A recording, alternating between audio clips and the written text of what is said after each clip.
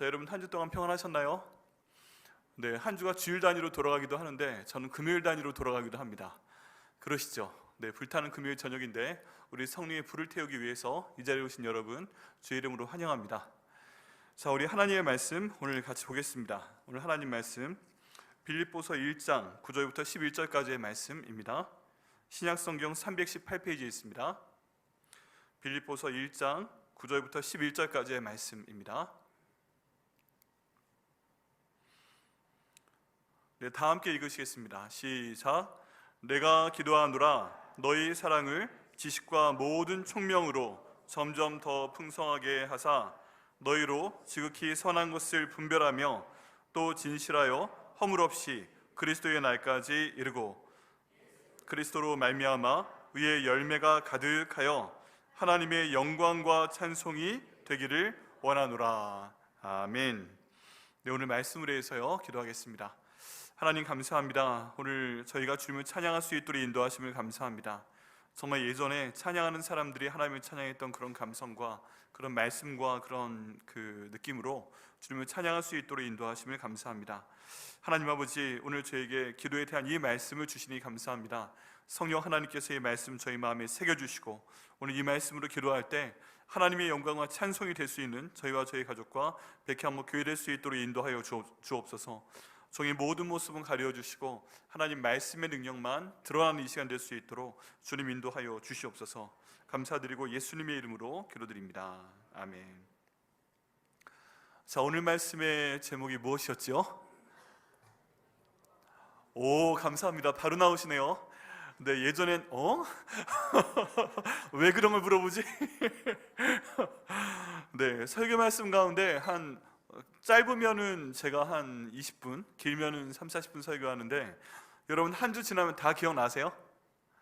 네, 잘 기억 안 나시죠? 네, 그럴 때 가장 좋은 방법은 제목을 기억하시는 겁니다. 제목을 기억하면 갑자기 쫙 하나님이 다 떠오르게 하십니다.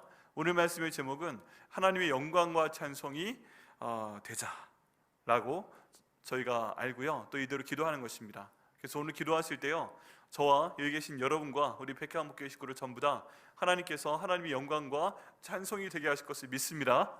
아멘. 네, 그게 오늘의 방향성입니다.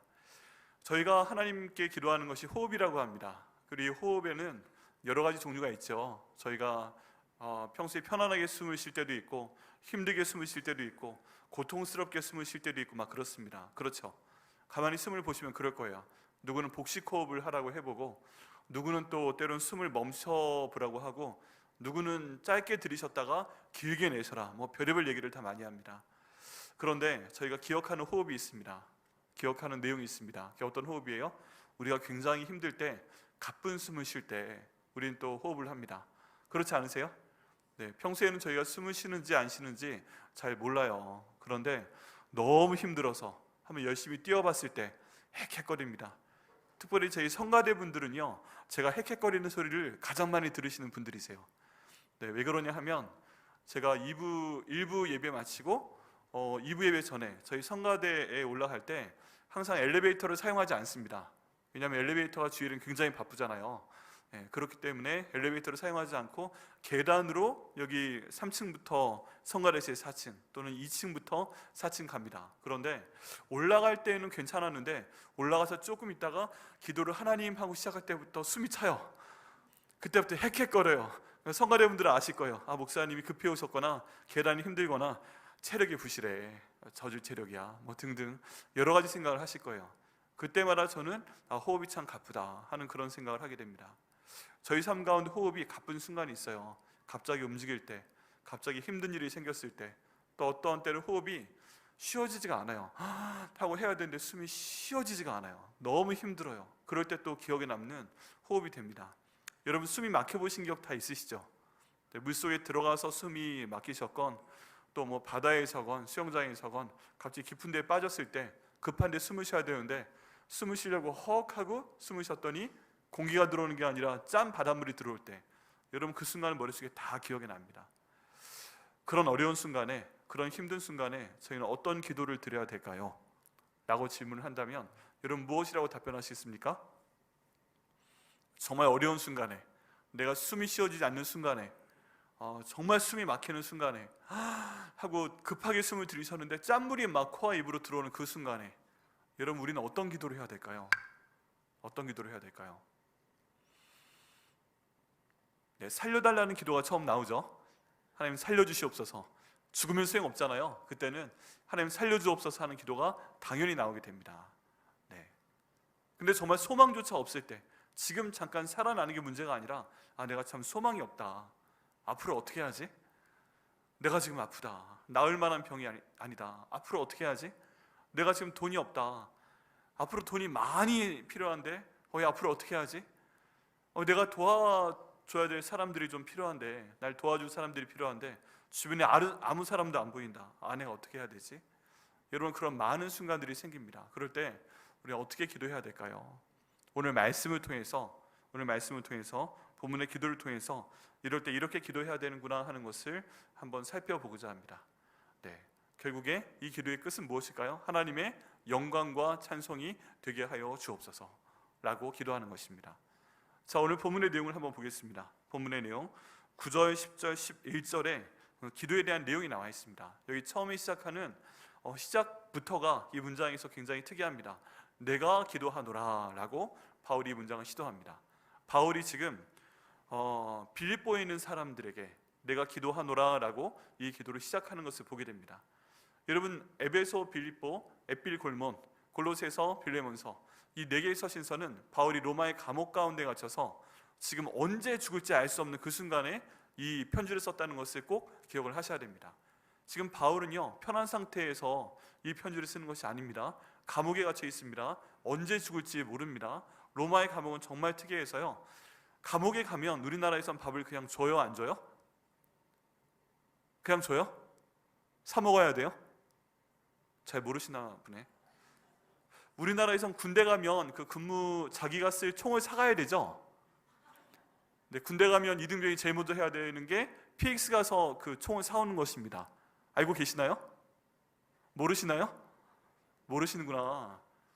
네, 신병이 딱 배치돼 가지고 내무반 딱 가면 신병 소개받은 다음에 너 빨리 PX 가서 네 총 사와 라고 시킵니다. 모르시나 보네요. 네, 그거 모르셔도 됩니다. 총 줍니다. 우리나라에선. 저 안 가봐서 모르겠는데 감옥에서도 밥은 줍니다. 그죠? 근데 정말 치사하게 로마 감옥에서는 밥을 사 먹어야 됩니다. 너무 치사하죠. 네. 너무 치사하게 로마 감옥에서는 추우면 자기 입을 것도 사서 입어야 됩니다.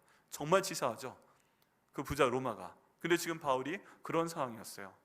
지금 누군가가 자기에게 돈을 보내주지 않으면 먹을 것도 못 먹고, 자기에게 옷을 보내주지 않으면 추울 땐 또 추워야 되는 그런 상황 가운데 있었습니다.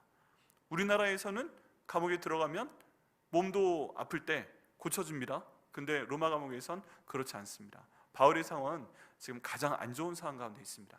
근데 정말 놀라운 것은 바울은 그 안에서도 4개의 서신서를 쓰면서 이 에베소 교회, 그리고 이 빌립보 교회, 그리고 골로새에 있는 교회, 그리고 빌레몬을 위해서 그 주인 오네시모에게 편지를 보내면서 그들의 마음을 든든하게 해주는 것을 볼 수가 있습니다.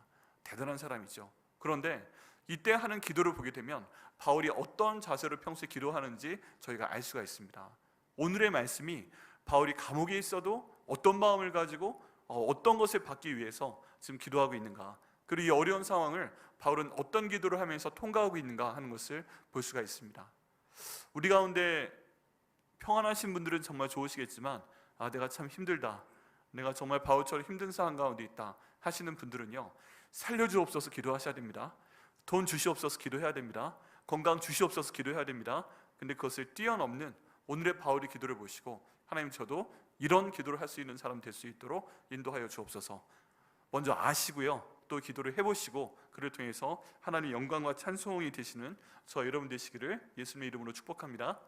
자, 내가 기도하노라, 그 다음에 4단계로 기도의 내용이 나옵니다. 기도의 내용이 4단계가 있어요.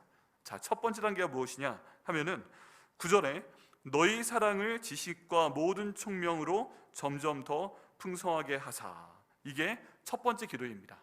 여러분, 지금 기도의 단을 4개를 쌓고 있는 겁니다. 다른 말로 하면 문을 4개를 통과하면서 한 단계 한 단계의 문을 통과할 때마다 더 높고 어려운 기도로 가는 것을 볼 수가 있습니다.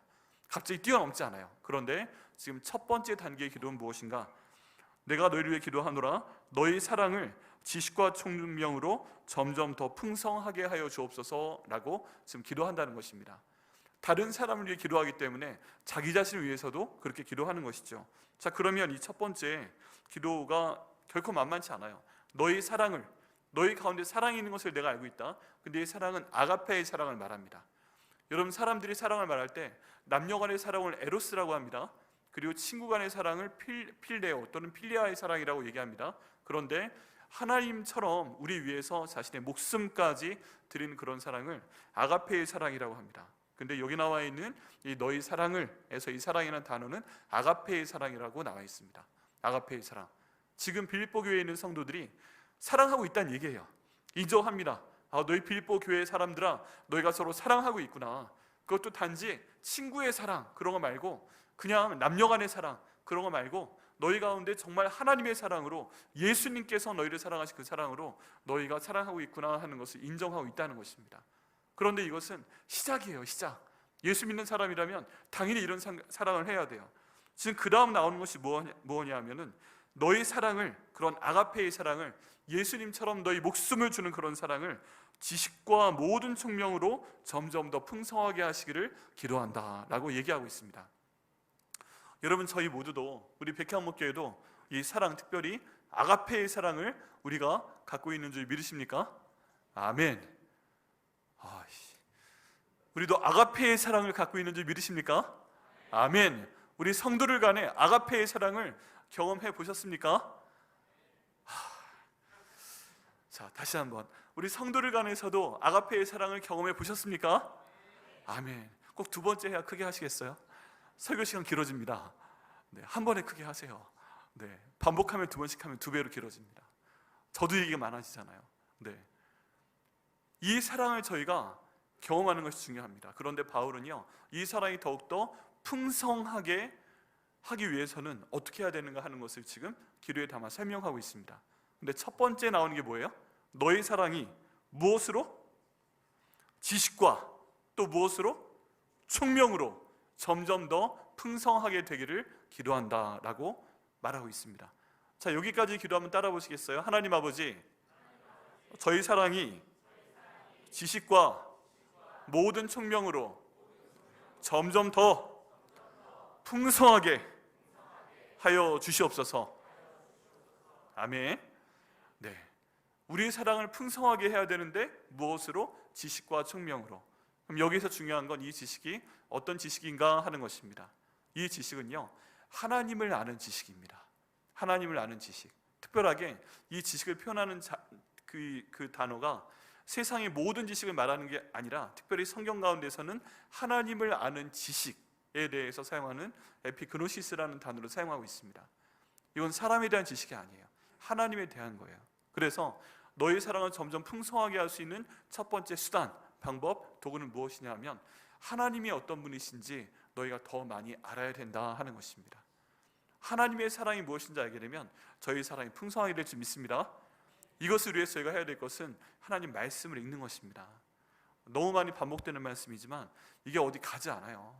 우리 이 성경 가운데 있는 창세기부터 요한계시록까지의 모든 말씀은 하나님이 그 말씀 가운데 들어가 있습니다.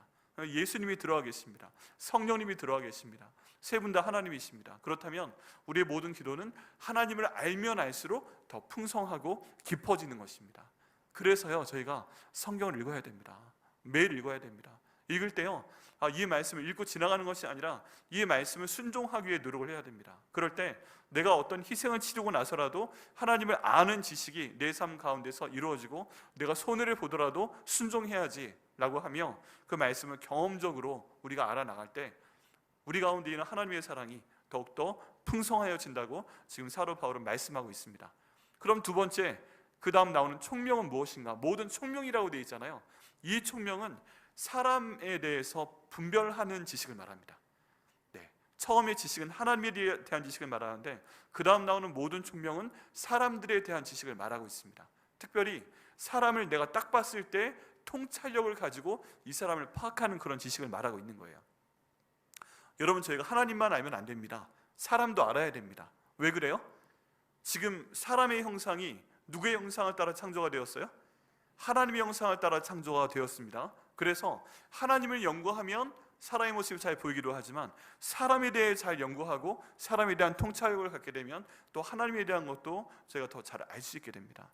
이 두 가지가 같이 가는 것입니다. 근데 사람에 대해서는 특별히 무엇을 분별해야 되는가? 이 사람이 선한 사람인가, 또는 이 사람이 악한 사람인가? 또 어떤 경우에 어떤 것도 분별해야 돼요? 하나님의 선한 사람이에요? 하나님이 인정하신 사람이에요? 심지어 예수님의 제자가 되는 사람이에요? 그 가운데 베드로를 한번 예로 생각을 해보겠습니다.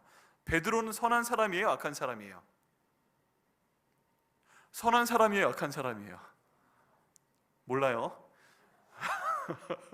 죄송합니다. 몰라요. 네. 성경 왔다 갔다 하잖아요. 그럼 베드로는 항상 하나님께 쓰임을 받았어요? 아니면 사탄에게로 쓰임을 받았어요?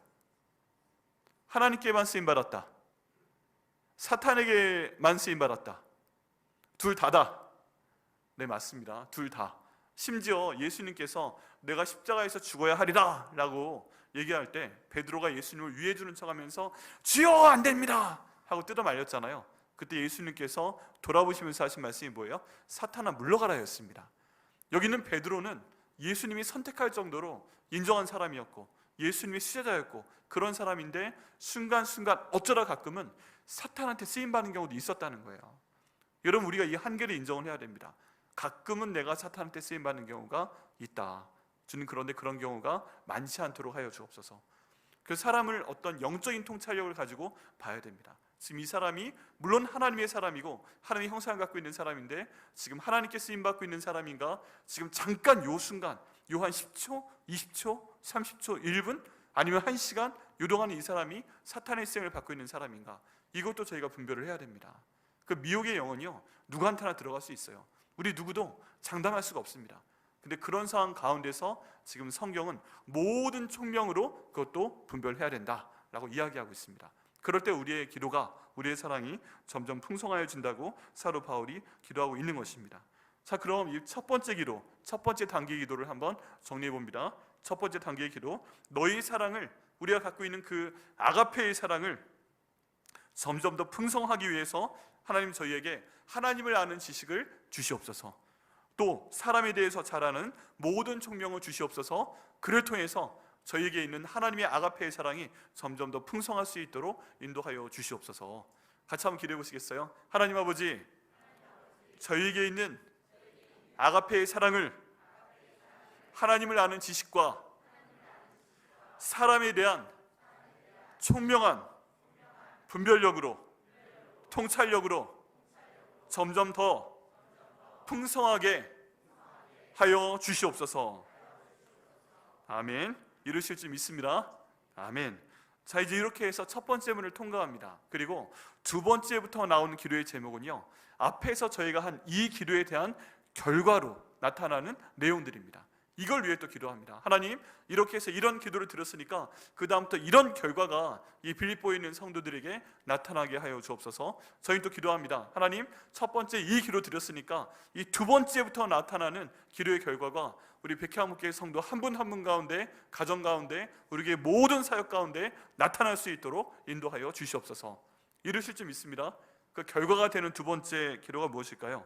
그 내용은요, 너희로 지극히 선한 것을 분별하여 또 지극히 진실하여 허물 없이 그리스도의 날까지 이르고 하는 것입니다. 이 말을 좀 더 풀어서 보면요, 우리가 지극히 선한 것을 분별할 수 있도록 하여 주옵소서. 또 진실하여 허물 없이 그리스도의 날까지 이룰 수 있도록 인도하여 주옵소서 하는 것입니다. 그 다음 단계 기도입니다. 자, 이 내용도 한번 저희가 같이 기도해 보시죠. 따라 하시겠습니다. 하나님 아버지, 제가, 저희 가족이, 우리 백향목교회가 지극히 선한 것을 분별할 수 있도록 하여 주옵소서. 또 진실하여 허물 없이 그리스도의 날까지 이르도록 이끌어 주옵소서. 아멘. 네, 아멘입니다. 이 두 개가 한 문장으로 붙어 있어요. 두 개인 것 같지만 하나입니다. 여기에 보면 지극히 선한 것을 분별한다라고 되어 있는데, 이 분별한다라는 단어는 그 헬라어로 읽어보면 굉장히 저희는 마음속에 확 bek히는 그런 표현입니다. 이걸 도끼마조라고 하거든요. 분별한다라고 하는데, 도끼 생각하시죠? 도끼. 너 분별할 때 도끼 맞아 하고 이렇게, 죄송합니다, 전혀. 분별하기 위해서 도끼를 들고 마치 꽝 내리쳐가지고 분별을 하는 것처럼, 참과 거짓을 딱 내려쳐서 분리하는 것처럼 정확하게 선과 악을, 빛과 어둠을 분별하게 하여 주옵소서라는 기도입니다. 이게 도끼마조라고 하는데, 몇 안 되는 정말 머릿속에 잘 남는 단어 가운데 하나예요. 내가 무엇인가 분별해서 선한 것과 악한 것이 있을 때, 악한 것은 뭘 끊어내야 된다? 도끼로 팍 끊어내야 된다. 이게 지금 성경 가운데 나오는 그런 얘기예요. 이런 내용들을 볼 때 저는 가끔 바울이 한국 사람의 피를 많이 받지 않았나, 헬라 사람들이 한국 사람들의 느낌, 언어에 대한 감각을 많이 받지 않았나, 그런 생각을 합니다. 음가가 그렇죠. 음가가 무엇을 분별하게 하시는가? 지극히 선한 것을 분별하게 하여 주옵소서. 그래서 선한 것은 분별해서 그걸 순종하고, 악한 것은 버리고. 여러분, 여기에 거룩함의 개념이 있습니다. 거룩함. 우리가 거룩함에 대해서 설명을 할 때, 거룩함의 원칙적인 뜻은 무엇이냐, 어원적인 뜻은 무엇이냐 하면 분리시킨다는 뜻이에요. 분리시킨다. 거룩한 사람은 분리합니다. 따로 떼어놓습니다. 너무 거룩하니까 분리해 놓는 거예요. 그런데 거룩하지 않으면 섞이게 합니다. 섞인다는 표현은 성경 안에서 오염된다라는 표현과 같이 갑니다. 오염되는 거예요. 여러분, 아주 예쁜 하얀색이 있는데 거기에 까만 것을 섞으면 이게 섞이죠. 오염된다고 합니다. 그런데 지금 하나님께서 말씀하시는 색깔은 언제나 새하얀 색깔입니다. 세마포와 같이 하얗게, 흰 눈보다 더 희게. 이런 표현이 성경 가운데 또 찬송 가운데 등장을 합니다. 어떻게 그렇게 될 수 있을까? 분별하기 때문에 그렇습니다. 분리하기 때문에 그렇습니다. 거룩하기 때문에 그렇습니다. 그래서 하나님이 항상 말씀하시는 것 중에 하나가, 너희가 예수님 오실 때까지 너희가 점도 없이 흠도 없이 깨끗하기를 원한다 라고 기도하는 사도 바울의 기도가 여러 군데 등장을 합니다. 그때 지금 표현하는 것이 뭐다? 분별함입니다. 여러분, 저희가요 분별할 수 있는 능력이 있을까요? 없을까요? 있습니다. 하나님께서 하나님의 마음을 주셨기 때문에 이게 나쁜 것이다 하고 저희가 분별할 수 있어요. 그런데 저희가 선택을 할 수 있는 그 자유도 하나님이 주셨습니다. 어떤 선택인가? 이게 선한 거야, 이게 악한 거야, 우리가 분별할 수 있는데 그 다음에 우리가 선택을 해야 됩니다. 그래서 나는 내가 좀 힘들어도 이 선한 것만 따라갈까? 아니면 내 마음의 양심에 좀 어려움이 있어도 내가 나한테 편한 거, 내가 보기에 좋은 거, 지금 내 입맛에 맞는 거, 이게 더 이익이 될 만한 거, 이게 좀 더 내 마음대로 할 수 있는 거, 내가 좀 오염돼도, 내가 좀 회색이 돼도, 내가 좀 그리 선하지 않아도 이걸 하고 싶다. 이게 절대적인 악이고 딴 사람이 보기에 악한 거라고 할지라도 나는 이것을 선택하고 싶다 라고 해서 선택할 수 있는 자유도 하나님이 주셨어요. 분별하는 것과 또 선택하고 순종하는 것은 다릅니다. 근데 저희가 경계해야 될 것은 무엇이냐면, 하나님 말씀을 구별할 수는 있는데 그 다음 단계에서 우리가 선택해서 악을 선택하는 것, 이것은 또 전혀 다른 형태의 문제이죠. 여러분, 저희가 이 말씀을 통해서 좀 깊게 보게 된다면, 여기 있는 분별이라는 것은 순종과 연관되어 있다 하는 것을 파악을 해야 됩니다. 지극히 선한 것을 분별하면 하나님, 제가 이 선한 것을 분별한 대로 순종할 수 있도록 인도하여 주옵소서. 굉장히 어려운 일입니다. 굉장히 어려운 일이에요. 그렇지만 하나님께서 인도하시면 하게 될 줄 믿습니다. 또 진실하여 허물 없이 그리스도의 날까지 이르고. 자, 여기 보면 종말에 대한 게 있습니다. 여러분, 성경 가운데에서 가장 중요한 사건 중에 하나가 예수님이 다시 이 땅 가운데 오신다는 것입니다. 예수님께서 요한계시록에 보면 오세요, 그리고 오셔서 저희를 심판하십니다. 그 마지막 심판이 끝나면 저희가 영원히 천국에서 살든 아니면 지옥에서 살든 결정이 됩니다. 그런데 지금 바울이 기도하는 건 뭐예요? 그 예수 그리스도의 날이 반드시 온다. 근데 그때까지 진실하여서 허물이 없이 너희가 그리스도의 날까지 이르기를 내가 간절히 기도한다라고 말씀하고 있습니다. 여기 진실하다는 뜻은요, 그냥 정말 맑은 거예요. 정말 오염되지 않은 순수한, 앞에 있는 선한 것하고 똑같은 형태의 단어입니다. 그리고 허물 없이, 이거는요 아예 뭔가 잘못된 부분 없이, 까맣게 튄 부분 없이, 이런 그런 표현이에요. 여러분, 가장 우리가 비참하게 느끼는 순간이 어떤 순간입니까? 너무너무 깨끗한데 거기에 뭔가 튀었을 때. 저 같은 경우에는 하얀 와이셔츠를 입고 이제 딱 김치찌개를 먹고 있는데 김치찌개 하나 갑자기 뿅 하고 튀어가지고 안 돼! 하는 순간 탁 묻었을 때, 야, 저는요 진짜 이상하게 여기실지 모르겠지만 밥 먹다가 그런 생각 한 적이 있어요. 하필이면 저 김치찌개 먹는 순간에 하얀색 와이셔츠 입고 먹으려고 하고 있는데, 우리 김일환 목사님 같은 저런 스타일을 먹고 있는데, 야, 갑자기 김치찌개 하나가 제가 숟가락을 탁 김치찌개 담그는 순간 평 하고 튀어서 이렇게 오는 게 슬로우 비디오로 보였어요. 안 돼, 안 돼, 안 돼 하는 순간 딱 맞았어요. 이걸 가지고 화장실에 들어가서 제가 지우려고 해봤는데 지워져야 안 돼요? 안 돼요. 절대 안 됩니다. 그런 순간, 정말 깨끗하게 허물 없이 그 사람 만나고 싶었는데, 설교하고 싶었는데 여기 뭐가 묻은 거예요. 이거 어떻게 하겠어요? 근데 저희 삶 가운데 이런 순간이 되게 많습니다. 내가 봐도 아깝고 다른 사람이 봐도 아깝고, 저분은 조금만 더 갔으면 정말 예수님 앞에 흠이 없는 사람인데, 정말 완벽한 사람인데 저분은 왜 저런 잘못을 저질렀지? 저분은 왜 저런 생각을 했지? 다윗, 하나님이 그만큼 사랑하는 사람이 없었는데 왜 밧세바 사건을 잘못한 거지? 여러분, 다윗이 밧세바를 취하면 안 된다는 거 몰랐을까요? 알죠. 분별이 되죠. 근데 뭐가 문제였던 거예요? 선택을 잘못한 거예요. 분별은 되는데 이쪽을 선택한 거예요. 그래서 끝까지 하나님 앞에 가서 점도 없이 흠도 없이 아주 위대한 하나님의 사람으로 놀라운 일을 할 수 있었을 것 같은데, 그 하나 흠이 되는 바람에 다윗의 일생과 이스라엘 역사가 굉장히 많은 변화를 겪게 되는 걸 볼 수가 있습니다. 여러분, 여기서 기억해야 될 것은요, 하나님이 나를 크게 여기시는 만큼, 하나님이 나를 소중히 여기시는 만큼 나를 깨끗하지 못하게 하고, 내가 넘어지게 하고, 내가 하나님 말씀에 불순종하게 하는 영적인 공격이 크다는 것을 반드시 기억하셔야 됩니다.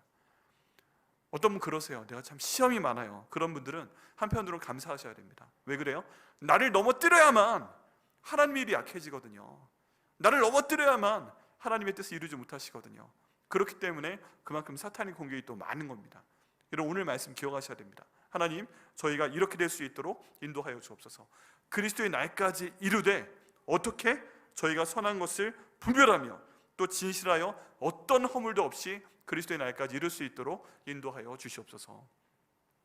종말을 마음에 든 그런 표현입니다. 그래서 저희 그 기도해야 돼요. 지금 내가 아무리 어려운 순간 가운데 있어도 이 순간에 내가 불평한 번 함으로, 이 순간에 내가 잘못된 선택을 함으로 하나님, 주님 그리스도의 날 오실 때까지 내가 갑자기 확 오염되는, 여기 맑은 티셔츠였는데, 와이셔츠였는데 김치국물 하나 딱 튀어가지고 절대 떨어지지 않는 그런 상황이 되지 않도록 하나님 인도하여 주옵소서. 이게 두 번째 단계의 기도입니다. 다시 한번 기도해 보시겠어요? 하나님 아버지, 저희가 지극히 선한 것을 분별하며 진실하여 허물 없이 그리스도의 날까지 이루도록 인도하여 주옵소서. 아멘. 이루실 거 믿습니다.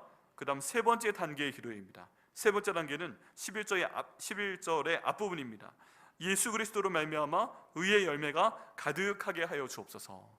같이 한번 기도해 보시겠어요? 하나님 아버지, 예수 그리스도로 말미암아 의의 열매가 가득하게 하여 주옵소서.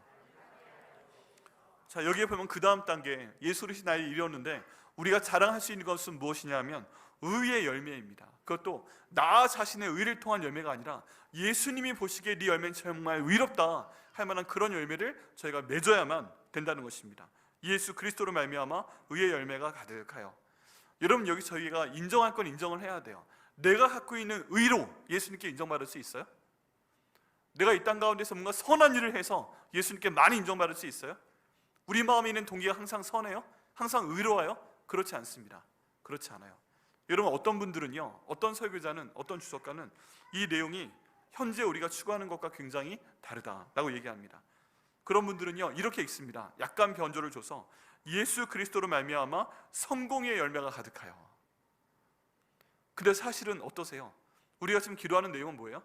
예수 그리스도의 말미암아, 예수 그리스도의 이름으로 우리 삶 가운데 넘치도록 많아질 열매가 어떤 열매였으면 좋겠어요? 성공의 열매가 많았으면 좋겠어요. 내가 나 자신을 보기로 성공하는 것이고, 다른 사람이 나를 보기에도 성공하는 것이고, 내 배우자가 나를 보기에도 성공하는 것이고, 누가 봐도 성공의 열매가 많아서 어떤 자리에 가면 저 성공함으로 오셨네, 여기 상석에 앉으십시오, 뭐 이런 거 하는 거, 이런 열매가 가득하기를 저희는 기도하고 있습니다. 사실상 저희 거의 모든 대부분의 기도 제목은 예수 그리스도를 말미암아 예수님의 이름으로 성공의 열매를 내게 주옵소서 하는 것입니다. 그런데 주님이 오실 때 주님께서 바라보시는, 주님께서 평가하시는, 주님께서 소중히 여기시는 그 열매는 뭐다? 예수 그리스도로 말미암은 성공의 열매라기보단 의의 열매를 찾으신다고 말씀하고 계십니다. 그렇다면 내가 어느 순간에 있었든지 주님 보시기에 의로운 사람 될 수 있도록 인도하여 주옵소서. 하나님께서 예수님 보내서 의를 이루셨다고 되어 있습니다. 이 의는 어떤 의인가? 예수님을 정말 높여서 아주 멋있게 하고 모든 사람들의 주로 왕으로 멋있게 삼으시는 그런 형태의 의가 아니었습니다.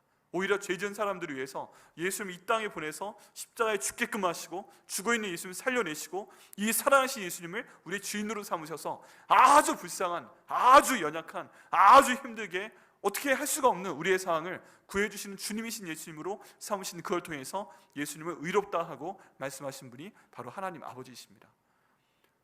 어두운 가운데 있을 때 밝은 빛을 주시고, 죽음 가운데 있을 때 생명을 주시고, 먹을 것이 없을 때 먹을 것을 주시고, 정말 도움이 필요한 사람에게 도움을 줄 때 하나님은 그것을 의롭다라고 말씀하시고, 거기다 표본으로 만드신 분이 바로 예수 그리스도이신 줄 믿습니다. 그래서 저희가 기도해야 됩니다. 주님, 의의 열매를 더 맺을 수 있도록 인도하여 주옵소서.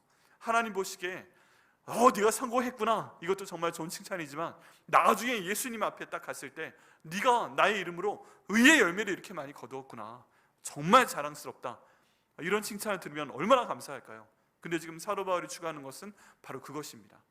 여러분, 사도 바울은요, 이미 예수님을 부활하신 예수님을 다메섹 도상에서 만나기 전에 성공의 열매를 굉장히 많이 갖고 있었던 사람이에요. 바울만한 사람도 없어요. 집안도 좋았고요, 돈도 많았고요, 공부도 많이 했고요, 신분도 좋았고요. 바울이 한마디면 예수 믿는 사람들 다 감옥에 가줄 수 있던 그런 사람이었습니다. 성공의 열매도 그 정도면 대단한 거죠. 국회의원도 했고요. 자, 그런데 바울은 부활하신 예수님 만난 다음에 의의 열매를 찾아서 떠나기 시작합니다. 자기 모든 것을 버립니다. 그리고 그것을 배설물과 같다 이야기합니다. 그리고 마지막도 별로 좋지 않았던 것 같아요. 어쨌든 사형을 당했어요. 그런데 하나님께서는 이 바울을 통해서 신약성경 27권 중에 13권의 책을 저술할 만큼 놀라운 하나님의 일을 행하시는 것을 보게 됩니다. 예수님께서는 사람이 여자가 난 자 중에 침례 요한보다 큰 자가 없다라고 말씀을 하셨지만, 바울이 등장함을 통해서 천국에 가면 좀 다를지도 몰라요. 여자가 낳은 사람 중에 여기는 사도 바울처럼 의로운 자는 없다라고 하나님께서 말씀하신 가능성이 큽니다. 여러분, 그런데 여기에 저희를 동참하기를 바랍니다. 하나님, 우리가 어떤 상황에서든 내가 가진 성공의 열매, 내가 지금 추구하고 있는 그 성공의 열매, 어떻게 보면 탐욕의 열매, 어떻게 보면 내가 자랑하기 위한 열매, 이것도 물론 중요하지만 하나님, 의의 열매를 맺을 수 있도록 인도하여 주옵소서. 그걸 통해서 하나님께 인정받는 죄가 될 수 있도록 하여 주옵소서. 이것이 세 번째 단계의 기도 제목입니다. 사도 바울이 어려움 가운데 있다고 말씀드렸습니다. 그리고 이 편지를 받는 빌립보에 있는 사람들도 어려움 가운데 있다고 말씀드렸습니다. 근데 지금 사도 바울이 기도하는 내용 하나하나는 그 어려움을 넘어서서 하늘의 것을 바라보며 너희가 이겨라, 승리해라 하는 내용으로 지금 나아가고 있음을 보게 됩니다. 어려운 가운데 계신 분 계십니까? 그럼 이 세 번째 기도 꼭 해주시길 바랍니다. 하나님, 내가 지금 어려운 상황 가운데 있어도 예수 그리스도로 말미암아 의의 열매를 맺을 수 있는 이 고난의 순간 될 수 있도록 인도하여 주시옵소서. 같이 한번 기도해 보시겠습니다. 하나님 아버지, 내가 지금 어려운 순간에 있는데 예수 그리스도로 말미암아 의의 열매를 가득하게 맺게 하여 주시옵소서. 이게 세 번째 기도입니다. 자, 네 번째 기도 마지막입니다. 자, 같이 읽어보시겠어요? 하나님의 영광과 시작. 하나님의 영광과 찬송이 되기를 원하노라. 이제 마지막 단계입니다. 이제 이 내용은요, 이미 예수님 오셨어요. 심판하셨어요. 네가 의로웠구나, 이제 인정받았어요. 그 다음 단계, 이제 그 다음 단계 우리의 모습은 어떤 모습이에요? 하나님의 영광과 하나님의 찬송이 되게 하시는 것이 이 기도의 마지막 제목입니다. 여러분, 하나님께서 영광 받으시는 순간에 대한 말씀을 제가 드린 적이 있습니다. 언제예요? 하나님께서 영광 받으시는 순간은 저희 3주 전 금요일 때 말씀 전한 것 같은데, 우리의 기도에 응답하실 때 하나님께서 영광을 받으십니다. 기억하십니까? 네, 저희 기도에 응답하실 때 하나님이 영광을 받으시기 때문에 우리는 하나님께 최대한 많은 영광을 돌려드리기 위해서 기도 많이 하고 많이 응답받아야 된다고 말씀을 드린 적이 있습니다. 그런데 이때쯤 되면요, 이 단계쯤 되면 우리 자신이 그냥 하나님의 영광인 거예요. 내가 지나갈 때, 야, 저 하나님의 영광이네. 이렇게 지나갈 때, 와, 우리 집사님 하나님의 영광이시네. 장로님 지나가시네. 와, 우리 장로님 하나님의 영광이시네. 우리 아들 지나가는데, 와, 저 아들 하나님의 영광이네. 이렇게 되는 거 얼마나 감사해요. 내 이름 자체가 하나님의 영광이 되는 것입니다. 내 이름 자체가 그 다음 뭐예요? 찬송이 되는 것입니다. 야, 저 사람 보니까 저게 바로 하나님의 찬송이네. 야, 하나님이 저 사람 보고 찬양을 받으시네. 이렇게 모든 사람들이 나를 하나님의 영광으로 인식하고 나를 하나님의 찬송으로 인식하는 것, 저 사람을 보니까 하나님이 살아계셔, 이렇게 하나님이 인정해 주시는 것, 그것이 저희가 추구해야 될 마지막 기도라고 지금 사도 바울이 강조하고 있습니다. 여러분, 이러면 너무 좋을 것 같지 않으세요? 지금 우리가 어려운 순간 가운데 있는데 이 순간을 이겨나가서 앞에서 기도한 첫 번째, 두 번째, 세 번째 단계를 지나쳐서 네 번째 단계에 갔더니 더 이상 하나님의 영광, 내 영광이 따르는 것이 아니라 하나님의 영광이 바로 나의 영광이 되는 그 순간, 하나님 정말 감사합니다, 우리는 이렇게 고백할 수가 있습니다. 왜 그래요? 우리가 바로 하나님의 영광이기 때문에 그렇습니다. 어떻게 이해해 볼 수 있어요? 우리 자식을 보면 알잖아요. 우리 애들이 잘 되면 누가 영광을 받아요? 부모님이 영광을 받잖아요. 더 좋아하시잖아요. 그런 것처럼 우리가 이런 모습으로 마지막 단계의 기도로 나아가게 됐을 때 하나님 우리를 보고 기뻐하십니다. 왜 그래요? 바로 내가, 우리 자신이 하나님의 영광이 되었기 때문에 그렇습니다. 우리가 바로 하나님의 찬송이 되었기 때문에 그렇습니다. 그렇게 될 줄 믿습니다. 여기는 찬송이라는 뜻은 다른 방향으로 해석이 되기도 합니다. 하나님의 칭찬이라는 단어로 번역이 되기도 해요.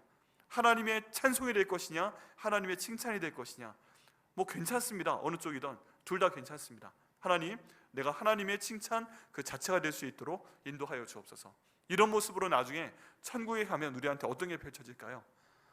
정말 예수님과 함께 거하는, 정말 감사한, 정말 평안한 하나님의 영광이 되는, 하나님의 찬송이 되는, 하나님의 빛이 천국에 막 이렇게 내려쬐고 있는데 저 하나님의 영광이 하나님의 것인지 나의 영광인지, 하나님의 찬송이 있는데 천사들이 찬양하는 저 찬송이 하나님을 향한 찬양인지 나를 향한 찬양인지, 이게 구분이 안 되는 순간 하나님께서는 큰 영광을 받으실 것을 믿습니다.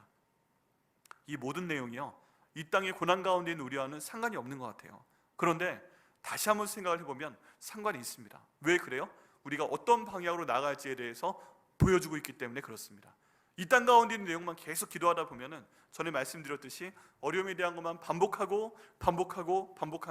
그냥 머릿속에 남아요. 그래서 기도하다 우울증에 걸려요. 그런데 지금 이렇게 말하는 것처럼 하나님께서 지금 내 어려운 가운데 있지만 하나님, 내 사랑을 이 어려운 순간이라도 아가페의 사랑을 잃어버리지 않도록 인도하여 주옵소서. 이 아가페의 사랑을 하나님을 아는 지식과 사람에 대한 통찰력으로 점점 더 풍성하게 하여 주옵소서. 하나님께서 지극히 선한 것을 분별할 수 있도록 인도하시고 그 분별한 것 순종할 수 있도록 인도하셔서 허물이 없이 그 예수 그리스도 오실 때 맞이할 수 있도록 인도하여 주옵소서.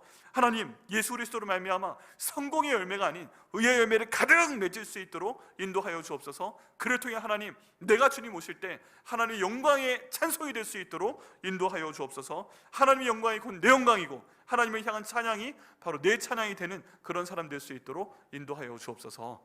이렇게 기도할 때 하나님께서 우리에게는 모든 어둠과 모든 고난을 지나가게 하시고 결국 승리하게 하실 것을 믿습니다.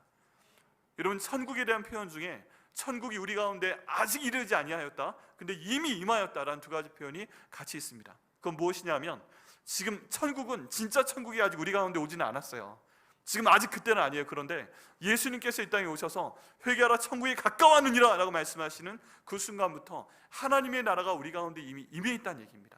완전한 천국은 아니지만 하나님께 기도하면, 예수님의 이름으로 기도하면 하늘의 평안과 하늘의 그 모든 복을 우리에게 경험하게 하신 그 하나님의 나라가 이미 우리 가운데 임하였다고 말씀하고 계십니다. 이것은요, 하나님 말씀을 읽고 순종하는 사람에게는 반드시 임하는 그런 하나님의 나라입니다. 여러분, 오늘 말씀 기억하시고요, 하나님, 내가 지금 이런 고난 가운데 있습니다. 어려움 가운데 있습니다. 이 본문 가운데 살려달라는 기도 없습니다. 이 본문 가운데 돈을 달라는 기도 없습니다. 이 본문 가운데 치료하여 주옵소서 기도 없습니다. 이 가운데 외롭기 때문에 사람 보내주옵소서 하는 기도 없습니다. 이 가운데 대박나게 해주세요 이런 기도 없습니다. 이 가운데 우리가 이렇게 되게 해주세요 그런 기도 없습니다. 근데 그럼에도 불구하고 이 네 가지 단계의 기도를 드릴 때 하나님, 저희의 모든 이 땅 가운데서의 어려움을 다 없어지게 하시고 또는 잘 통과할 수 있도록 인도하시고 하나님의 영광과 찬송이 될 수 있도록 인도하여 주옵소서. 나중에 하나님 나라 가서 그럴 수 있겠지만 지금 힘든 이 순간에서도 내가 하나님의 영광과 찬송이 될 수 있도록 나를 주님께서 이끌어 주옵소서. 이렇게 기도할 때 주님께서 이 응답을 저와 여러분 가운데 이루어 주실 것을 믿습니다.